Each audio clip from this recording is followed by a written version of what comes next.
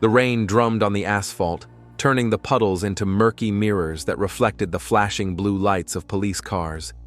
Detective Ezra Nkongolo cringed as the cold drops slid down the collar of his coat. 3 a.m., and he was back at the crime scene again.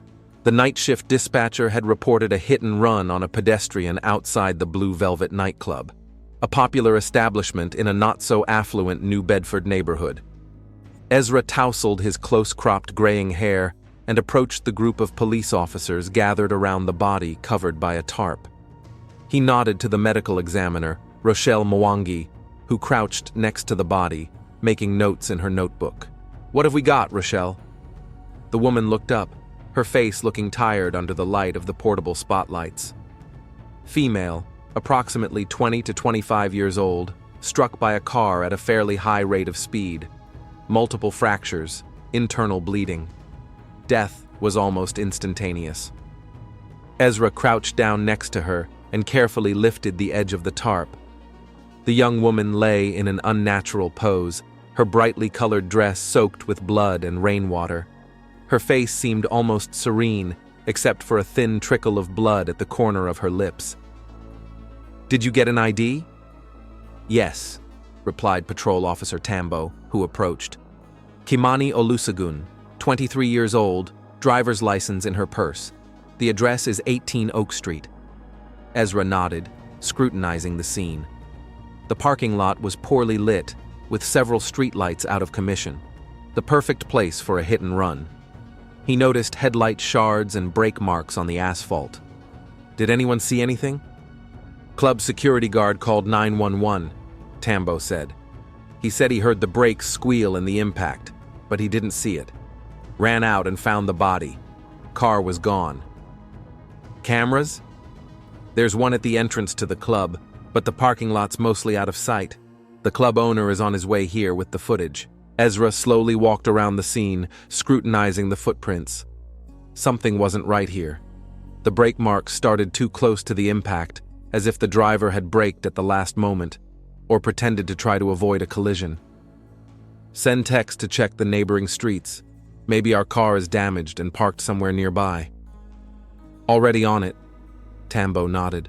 Half an hour later, Ezra was standing in the club owner's office, reviewing the surveillance footage.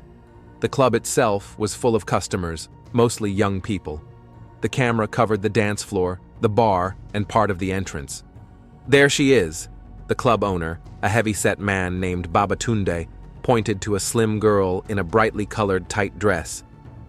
Kimani Olusegun appeared on camera around midnight. She was dancing, drinking cocktails, and seemed to be having a good time. Ezra watched her closely. Around 2 a.m., she began chatting with someone outside the frame. They then headed towards the exit together. "Could we see who she left with?"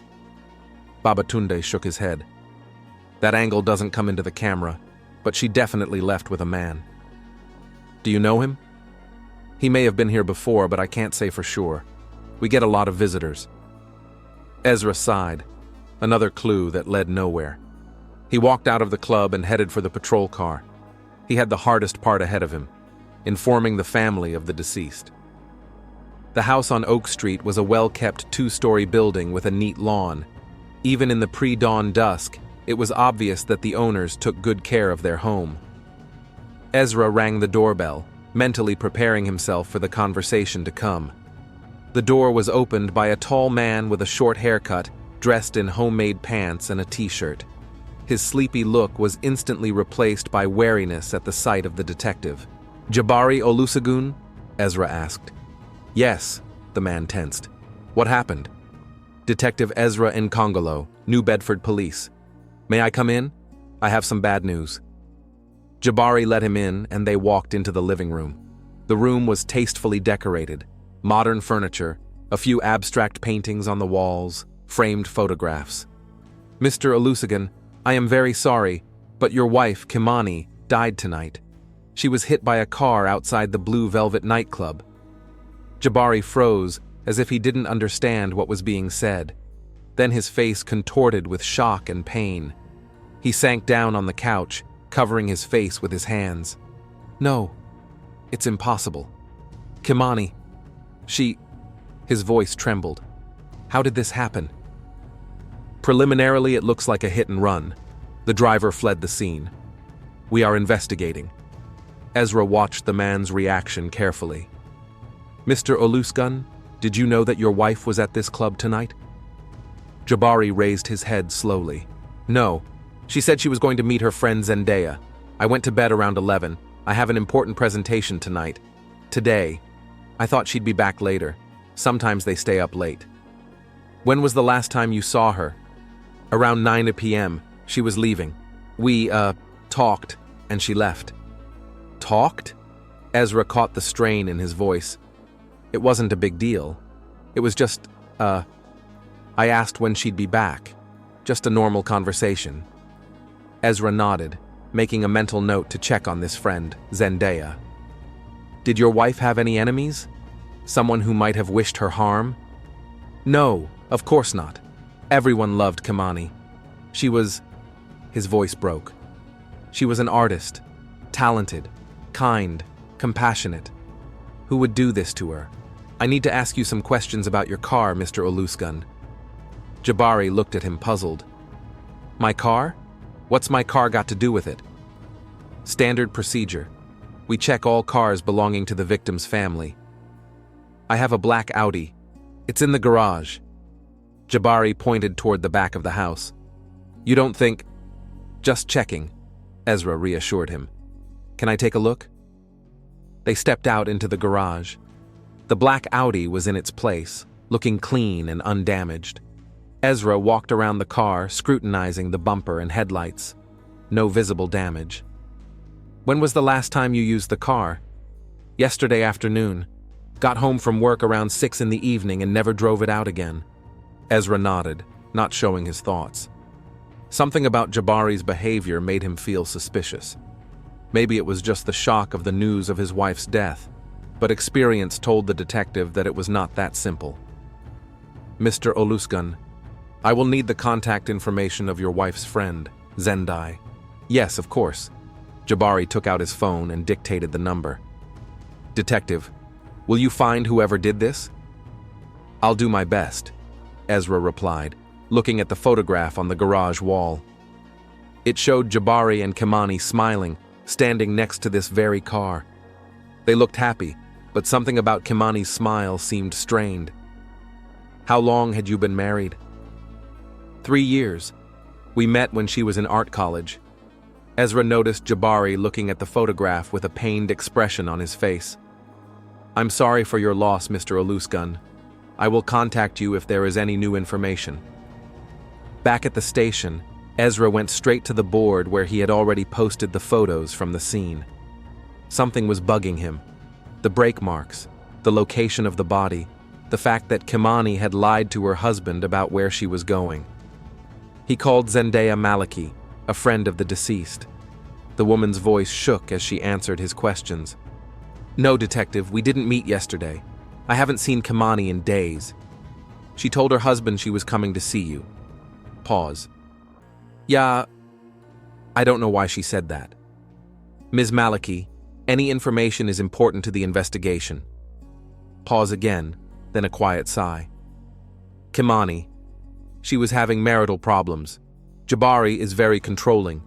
She felt like she was in a cage. Was she seeing someone else? I can't. It's not my place to say such things. Kimani is dead, Ms. Maliki. Someone hit her and left her for dead in a parking lot. If you know anything that might help us find the person responsible. Look, Zendaya's voice has hardened. I don't know anything for sure. Kimani's been secretive lately, but she said she met someone who understands her art, her soul, someone who doesn't try to put her in the right wife mold. Name? She didn't say. She didn't. All I know is that he was involved in music, maybe worked at a club or performed there. Ezra thanked her and hung up. He went back to the board and added a new note. Possible love triangle. An hour later, Officer Tambo knocked on his office. Detective, we got footage from the gas station camera 2 streets over from the club. It partially captures the driveway. They reviewed the tape together. At 2 hours and 37 minutes, the approximate time of Kimani's death, The camera captured a car quickly leaving the neighborhood. The quality wasn't perfect, but it was definitely a dark sedan, possibly an Audi. "Magnify it and send it to forensics," Ezra said, "and contact the club. I need to know who was with Kimani that night." By late afternoon, the technical department had sent over the results of the tape analysis. Because of the poor quality, they couldn't accurately identify the car or see the license plate, but the expert noted that the model and color matched Jabari Olusegun's Audi. Ezra leaned back in his chair, pondering. If Kimani was really seeing another man, if Jabari had found out about it, he had a motive. But did he have the opportunity? He claimed to have been home all night, but no one could confirm it. The phone on the table rang. It was Babatunde from the Blue Velvet Club. "Detective, I have gone through the records of the previous weeks. Kimani Olusegun often came to the club on Fridays, and she always dated the same guy. Do you know his name? Kweku Oyens. He sometimes performs here as a DJ. He's very popular with the young people." Ezra thanked the club owner and made a new note. Now they had a name. He went back to the surveillance tape. A dark sedan leaving the crime area. Jabari Olusegun with his immaculate Audi and no alibi. Too many coincidences. Ezra decided to check the security cameras at the club again. Maybe they'd missed something important. This time he didn't focus on Kimani, but on the other patrons. And then he noticed, in the corner of the frame, almost invisible in the semi-darkness, sat a man who could have been Jabari Olusegun.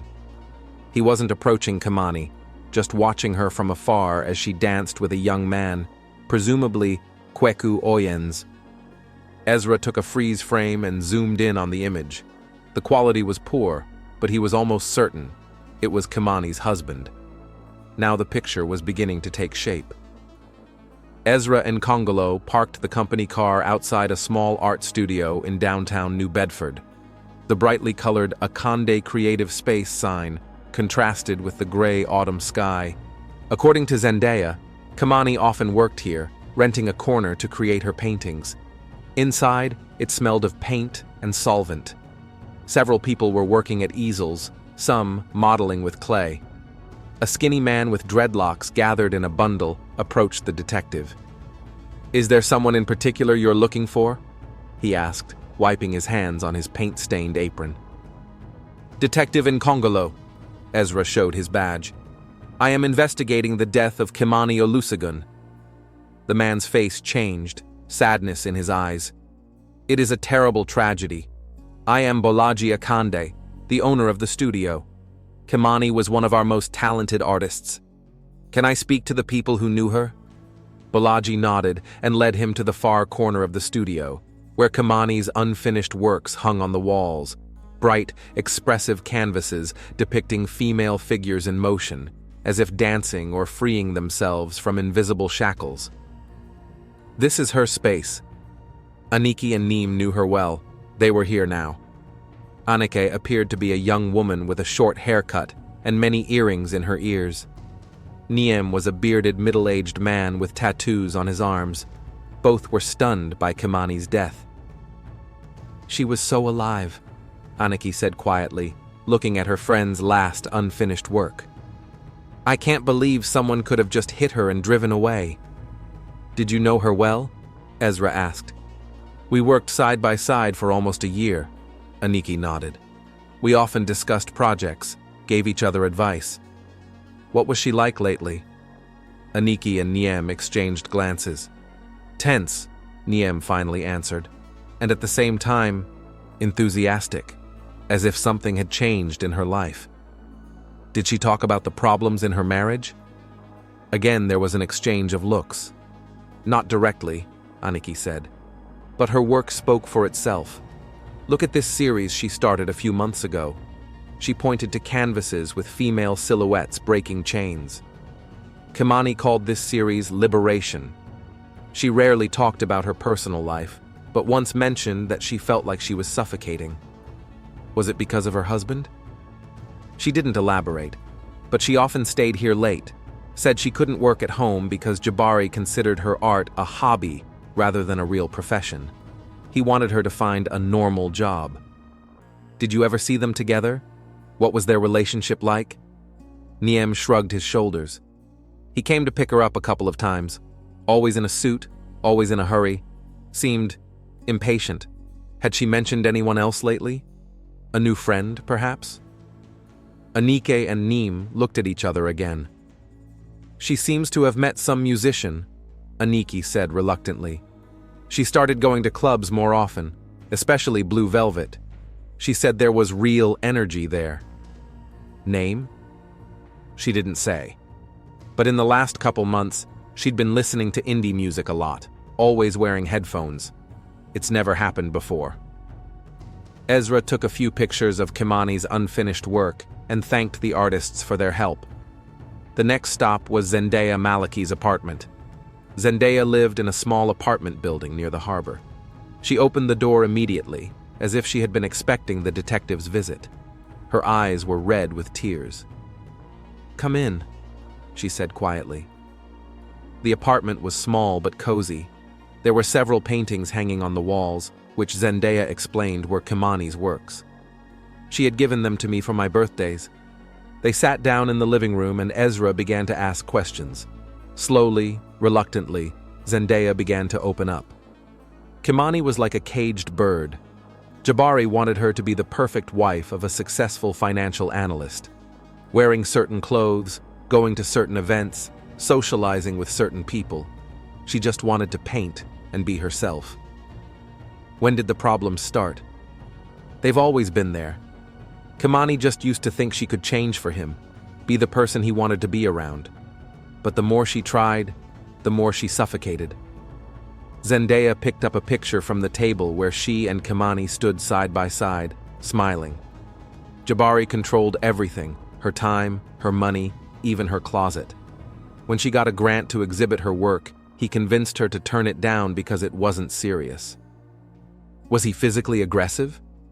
Zendaya shook her head. No, not in that sense. He was morally aggressive. Had a way of making her feel guilty if she didn't live up to his expectations. She'd come to me in tears once after he'd criticized her new painting in front of his colleagues, called it a child's drawing. And then she met someone else? Zendaya lowered her eyes. Kweku. His name is Kweku Oyens. He's a DJ at the Blue Velvet, sometimes performs at other clubs as well. They met about 3 months ago at an art and music night. He saw her as an artist, not just someone's wife. They dated? Yeah, just as friends at first. He'd come to the studio, look at her work, let her listen to his music. Then it got serious. Kimani said she felt alive for the first time in a long time. Did Jabari know? I don't think so. Kimani was very careful. Always told him she was coming to me or to the studio. Zendaya sighed. I warned her that it was dangerous. Jabari is not the type to let go of what he considers his own easily. What do you mean? I once saw how he reacted when a waiter in a restaurant spoke to Kimani. He didn't say a word, but the look in his eyes, there was such cold fury in it. Kimani was on pins and needles for a week after that. Ezra wrote down the statement and asked for Kweku Oyensa's contacts. Then he returned to the station where he was waiting for news from the forensics team. The braking marks at the scene start too close to the point of impact, said expert Lucille Mambo, showing photographs. If the driver was really trying to avoid a collision, he would have braked earlier. In addition, the angle of the tracks indicates that the car could have been traveling directly toward the victim, rather than accidentally hitting her. So it could be intentional? I'd say it's likely. Ezra nodded. What about Kimani's cell phone? The techs are still working on it, but they've already found something interesting. Lucille opened a folder of printouts. Multiple messages between her and a contact saved as KO. Probably Kweku Oyens. Last night they arranged to meet at a club. And here's the weird thing. At 22:30, after she'd already left the house, there was a message from her husband. I know you're not with Zendaya. Ezra frowned. Had she responded? No. And her husband hadn't called or texted after that, which was odd if he was really concerned. What about the GPS data? Her phone shows that she was at the club from about 11 to 2:30 in the morning, then went out to the parking lot and stayed there until, the time of the accident. Next stop was the Blue Velvet, where Kweku Oyens was preparing for his evening performance. He was a slender, charismatic young man with a short beard and thoughtful eyes. He visibly tensed when Ezra introduced himself. I'd already told the guard everything I knew. I didn't see her get hit. But you were with her at the club that night. Kweku took a deep breath. Yeah, we talked. She used to come to my sets a lot. Just talking? The young man looked away. Look, I don't want to get anyone into trouble. Kimani Olusegun is dead, Mr. Owens. I think the trouble has already started. Kweku closed his eyes for a moment, then nodded. We were friends. Just friends. That's not what Zendaya Maliki says. Zendaya says a lot of things, Kweku snapped, then lowered his tone. Look, Kimani was special, talented. Her husband didn't appreciate that. We did get close, but it was complicated. She was married. Were you with her the night she died? Yeah, we danced, talked. Then I said I had to get the equipment ready for the next set, and she went to freshen up. I never saw her again. Thought she'd come back, but... He shook his head. By the time I heard screaming in the parking lot, it was too late. Did she talk about problems with her husband? All the time. He monitored her every move, checked her cell phone, tracked her spending, called her art a waste of time. Kweku chuckled bitterly. You know what he'd done when the gallery offered her a solo show? Said it was impractical and a distraction from family responsibilities. She cried all night. Was she going to leave him? Kweku fell silent, pondering the answer. She'd been talking about it more and more lately, collecting money, looking for an apartment. That night, she said she was almost ready to make the move. Did Jabari know about you? I don't think so. Kimani was very careful. Always deleted our messages, never returned my calls when she was home. But, he frowned. What? That night before we broke up, she seemed troubled. Said she felt strangely like she was being watched. I offered to walk her home, but she refused. Ezra recorded the statement and returned to the station, where another surprise awaited him. Tech recovered the deleted messages from Kimani's cell phone. One had been sent to Jabari that evening. I know you're seeing someone. It ends tonight. Ezra decided to pay Jabari Olusegun another visit. He found him at the office of the investment company where he worked. Jabari looked impeccable in his expensive suit, but there were dark circles under his eyes. Detective, he said dryly. Any news? Just a few questions, Mr. Olusegun. Can we talk in private? In the meeting room, Ezra placed a printout of the message in front of Jabari. You sent this to your wife the night she died. Jabari looked at the paper and swallowed. I don't remember such a message. It was deleted, but our technicians recovered it. I know you're seeing someone. It ends today. What did you mean by that, Mr. Olusegun? Jabari rubbed his face with his hands. I was angry. I found some guy's drawings in her sketchbook. I suspected she was cheating on me, but I wasn't sure. And what do you mean, it ends tonight? I meant we should talk, work out our issues. I didn't threaten her, if that's what you mean. Where were you between 2 and 3 a.m.? I already told you. At home, asleep. Can anyone confirm that? No. I live alone. Lived alone with Kimani. He was visibly nervous. Look, detective, I loved my wife. Yeah, we had our problems, but I would never hurt her. Did you ever follow her? Jabari blinked. What? No, of course not. It's strange because the security cameras at the Blue Velvet Club show a man very much like you on the night Kimani died. Jabari turned pale. It's a mistake. I wasn't there. We're checking footage from other cameras in the area, Ezra lied, watching the suspect's reaction. Your car could have been spotted near the club around the same time. Jabari began to visibly sweat. I want to talk to a lawyer. That's your right, Ezra nodded. But before you do, consider this. If you really loved your wife, don't you want justice to be done? If you're innocent, help me find whoever did this." "I said I want to talk to a lawyer," Jabari repeated, his voice shaking. "And I won't answer any further questions without one." Ezra nodded and stood up. "As you wish, Mr. Oluskan. But remember, the truth always comes out." As he left the office, Ezra felt that the case was beginning to take shape. Jabari Oluskan was obviously hiding something. What was needed now was to find irrefutable proof of his involvement in his wife's death. Ezra and Congolo spent a sleepless night going through the case file. Something eluded him, some detail that could connect all the threads of the investigation. In the morning, he went to the Blue Velvet area again, methodically interviewing the owners of the neighboring establishments. At a small convenience store across the street from the club, he finally got lucky. "Do you have security cameras?" he asked the store's elderly owner, Mr. Chidiby. "Of course," he nodded.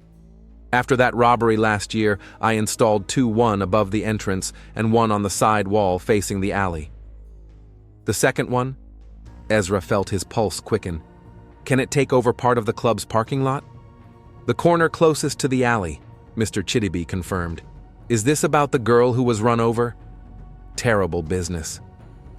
20 minutes later, Ezra was already sitting in the back of the store, reviewing the footage from the side camera. The quality was better than he'd expected. The camera did capture a corner of the club's parking lot and part of the street. At 2 hours and 25 minutes, Kamani appeared on the footage. She stood at the edge of the parking lot, occasionally glancing at her watch. A few minutes later, a young man, Kweku Oyens, approached her. They talked. Then Kamani began to dance, moving her hips in a distinctive twerk rhythm, laughing and clearly teasing Kweku. He applauded and tried to join in the dance. Suddenly, at 2 hours and 34 minutes, a dark sedan appeared in the frame, coming from the side of the street. The car sped up, heading straight for the couple. Kweku noticed the danger and bounced to the side. Kimani, who was standing with her back to the road, turned around too late. The car hit her and fled, exiting the parking lot through another exit not in the shot. Ezra rewatched the footage several times, especially the moment before impact. The car had clearly accelerated, heading straight for the dancing couple. It wasn't an accident, it was a deliberate action. He took a freeze frame at the moment when the car was closest to the camera. Despite the darkness, the make could be distinguished. An Audi, like Jabari's. The license plate was only partially visible, but even those numbers were enough to match the suspect's car. "Could we have a copy of this footage?" Ezra asked the store owner. "Sure, detective. I hope you catch whoever did this." The next stop was the club. Kweku was preparing for the evening's performance by setting up the equipment. When he saw the detective, he visibly tensed up. "Mr. Oyens," Ezra approached him, "we need to have a serious talk. I have the videotape from the night of Kimani's death." Kweku turned pale. "What videotape?" "The camera from the store across the street. It shows the two of you in the parking lot before the hit and run." The young man slumped in his chair as if his legs were suddenly weak. "You don't understand. I didn't mean to lie. I think now is the time to tell the truth." Ezra sat down across from him. "The whole truth." Kweku took a deep breath and nodded. "Kamani and I were more than friends. We fell in love with each other. She was extraordinary, passionate, creative, full of life.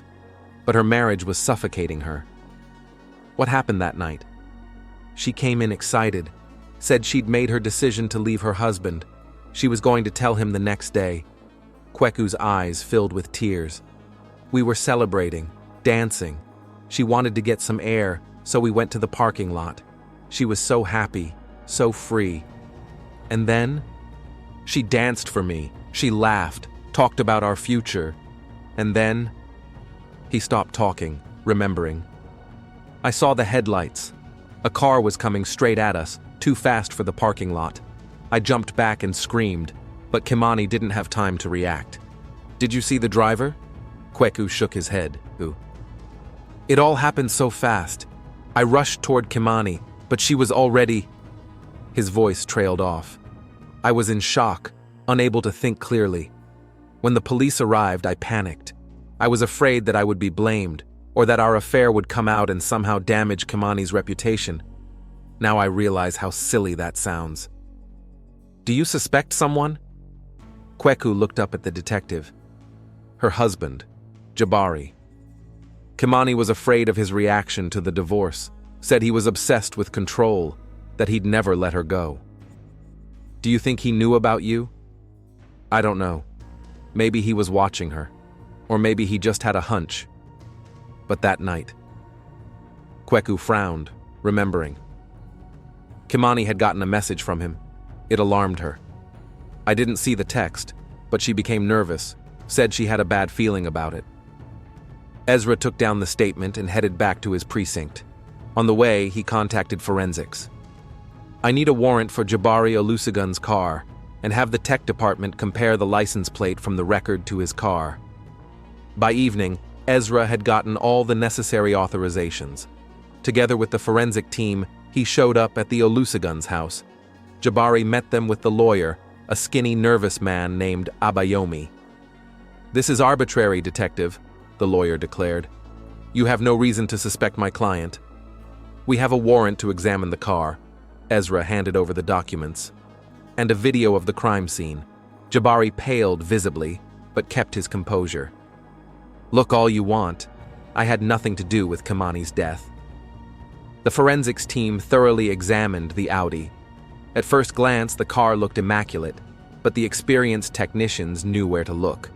They removed the front bumper and found tiny traces of paint matching the color of Kimani's dress. Under the underbody, they found a piece of fabric that could have been left by the victim's clothes. The car had been washed recently, said Lucille Mambo, lead forensic investigator. Professional cleaning, but they couldn't get to all the spots. There are micro blood particles under the bumper. We'll compare them to the victim's DNA, but I'm pretty sure the match will be positive. Ezra nodded and looked at Jabari, who was watching the search from the sidelines, whispering with his lawyer. Mr. Olusegun, would you like to explain how traces of your wife's blood ended up on your car? My client refuses to answer questions, the lawyer intervened. If you have allegations to make them official. The license plates match, said one of the technicians, checking the data from the video. It is the same car that was in the club's parking lot. Jabari Olusegun. Ezra straightened up, looking directly into the eyes of the suspect. You are under arrest for the murder of Kimani Olusegun. At the station, Jabari was placed in an interrogation room. His lawyer asked for bail, but given the gravity of the charges and the risk of flight, the judge denied the request. Ezra spread photos and printouts of evidence in front of Jabari. You followed your wife. You saw her dancing for another man, and decided to put an end to it. He tapped his finger on a printout of the message. In your own words, it ends today. Jabari remained silent, staring at the table. The lawyer leaned close to his ear and whispered something. I suppose you were hoping it would look like a random hit and run, Ezra continued. But you made a few mistakes. First, your car was caught on camera. Second, you didn't take into account that microparticles remain even after a thorough cleaning. Jabari looked up. There was no remorse in his eyes, just cold calculation. What do you want, detective? The truth, Ezra answered. A full confession. It'll help you at sentencing. The lawyer leaned toward his client again, but Jabari gestured him to stop. You don't understand what she was doing, he said quietly. Humiliated me, betrayed everything I did for her. She was your wife, not your property. I gave her everything, Jabari suddenly erupted. A home, status, financial stability, and she traded it all for some worthless musician, danced for him like a whore, so you were there after all. Jabari faltered, realizing his mistake, but it was too late. I just wanted to talk to her, to talk sense into her. I drove to the club, waited for her to come out. And then? I saw them in the parking lot. She was, dancing for him, like she'd never danced for me. His voice shook with barely contained rage. I got in the car. I wanted to leave. And then, you decided to punish her. Jabari didn't answer, but his silence was more eloquent than any words. You drove the car right at them, hit your wife to death, and then you drove home like nothing happened and went to bed. Ezra shook his head. But you didn't sleep well, did you? That's why you looked so exhausted the next morning. My client will not be answering any further questions, the lawyer interjected. No need. Ezra gathered his materials. We have enough evidence for a first-degree murder charge. The videotape, the vehicle examination, the motive, and the partial confession made in the presence of witnesses. I think the jury will be convinced. Leaving the interrogation room, Ezra headed for his office. He felt tired, but also satisfied that he had been able to get justice. The picture of what had happened was now clear. Jabari, suspecting infidelity, had begun to follow his wife. He found out about her meetings with Kweku, perhaps by reading messages on her phone or following her. That night he went to the club to confirm his suspicions.